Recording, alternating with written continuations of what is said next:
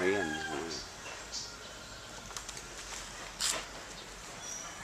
Itong portion na to, pwede lalagyan ko pa ng flying pin to.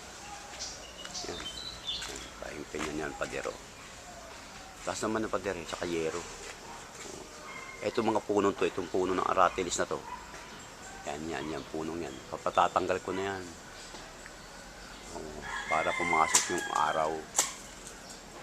Tapos, itong baba nito, pwede pa natin palagyan ng flying pin to, kahit mga 5 flying pin, pwede pa to no? Palagbag pa gano'n. Oo, 5 flying pin pa. Bukod dito. Ito yung Carabao grass. Yan, pwede tayo magtali dito. Bibili nga ako ng TP. Yung kawayan lang. Total, hindi naman maano rito mabuti kasi hindi naman maano kasi rito nung ano yun. Kahit bumabagyo dahil bago tumama yung hangin sa baba, tatama muna sa mga puno eh. Kaya pagdating sa baba ng hangin, hindi na masyadong malakas. Tapos etong basketball court na to, yan. Dito ko umpisahan yung flying pin. Dito ako babasag. Yan. Itong portion na to. Yan, babasagan ko na ng flying pin. Babasagan na to simento ko. Pinasukat ko na yan. Yan. Mula dyan. Yan. Yan.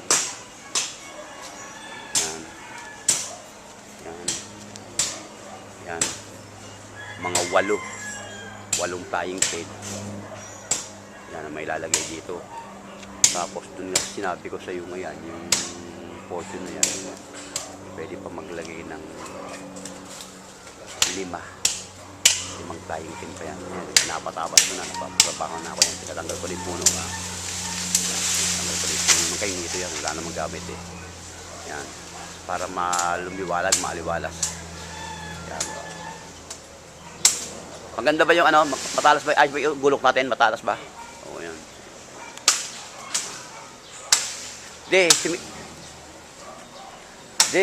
Tignan mo nga yung ano, yung ilan lalagyan natin hollow block doon. Para makwenta, para pag bumili ako ng hollow blocks, dire-diretso na. Mga ilan. Tignan mo ilan doon. Yung paligid niyo yung sa ilalim, huwag mo lalagyan kasi lupa naman siya eh, di ba? Yung hukay na yun, doon dumadaan yung pag naglilinis ng aso, at saka naglalaba, doon dumadaan yung tubig. Pero hindi naman masyado, wala naman laman eh. Sa 5 patong. Ha? 80, 5 patong. 80 hollow blocks? Oo. O mga 80 hollow blocks na magagamit dito. Ito pa. O, lalagyan pa natin hollow blocks yan. Parang natin, parang yung lupa. Oo, parang hindi pumupunta, no? O, sige, ito. Ito, 80 hollow blocks to. Tapos tatakpan sa ibabaw to ng simento. Lalagyan natin Oo. flooring. Oo, kasi pwede ulit tabunan ng lupa yung ibabaw ng simento. Pwede pang maglagay ng manok dito eh. Yan, Oo. Para iwasan lang natin yung masyadong, siyempre may tubig sa ilalim niyan. Pero actually wala naman laman halos eh. So, kasi sinisip-sip naman eh, inaabsorb ng lupa yung tubig eh. Yan, tapos itong portion na to, yan, ito yung pinaka yung daanan. Papunta ron sa may gripo. Yan, asinta ba tawag yan? Aasintahan na ulit ng hollow blocks. Ano bang sukat ng hollow blocks natin? D4. O, D4 lang ng hollow blocks. Mga estimate, tignan mo nga. Tignan mo nga, tansay mo nga. Konti lang na pala yan, meron pala rito na eh, diba? Yan. Ilan na lang may lalagyan natin dyan? 80 na to sigurado ka? O tapos?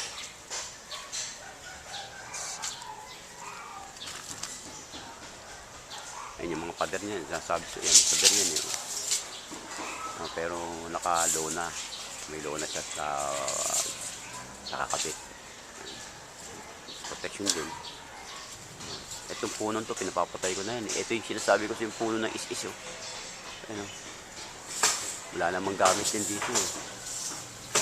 Gusto ko kasi yung pagkalabas ng araw, naaarawan din sa lugar natin dito. Para... Kabilaan. Ha? 100. 20 ito, 100. 100 na hollow blocks daw, 4 ang bibilin. Tapos mga ilang simento? Yung dito pa? Oo nga, mga ilang simento?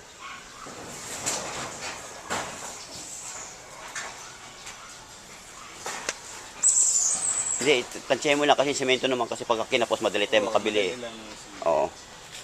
Yun lang, yung ilan doon, ilang hollow blocks doon. Sukatin mo na nga. Yan eh. Sukatin. Ito, 100 to lahat doon nga. 100 na hollow blocks daw lahat yan. Pati ito kasi aasintahan dito. Yung papunta rito sa may, ano, takbuhan ng tubig. Yan, ito yun yun. Yan o. Yan. Yan, hanggang dito yan. Yan. Pero maliit lang to. Kasi meron mga hollow blocks na rito eh. Yun na lang sa may malapit, sa may papunta rin sa may butas. Yun na lang ilalagyan, aasintahan. Konti lang. Estimate yung gagawa, 100 na hollow blocks daw lahat-lahat. Pero dito sa may babasagin dito sa portion na to, paglalagyan ng flying pin. Kasi paaasintahan ko na para patungan ng flying pin. Mga ilan. Ini-estimate pa. Ayan, yung babasagin na yan. Yun.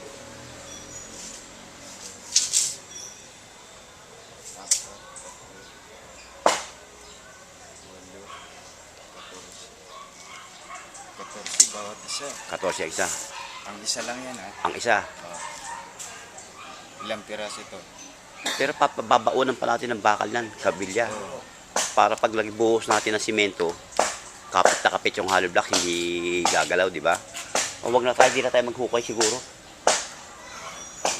Patong na lang natin, pero lagyan natin ng pabilya. Mas maganda pa. Pwede rin. Di ba? Kasi pag ipinasok mo yung pabilya sa loob, tumago sa lupa yun.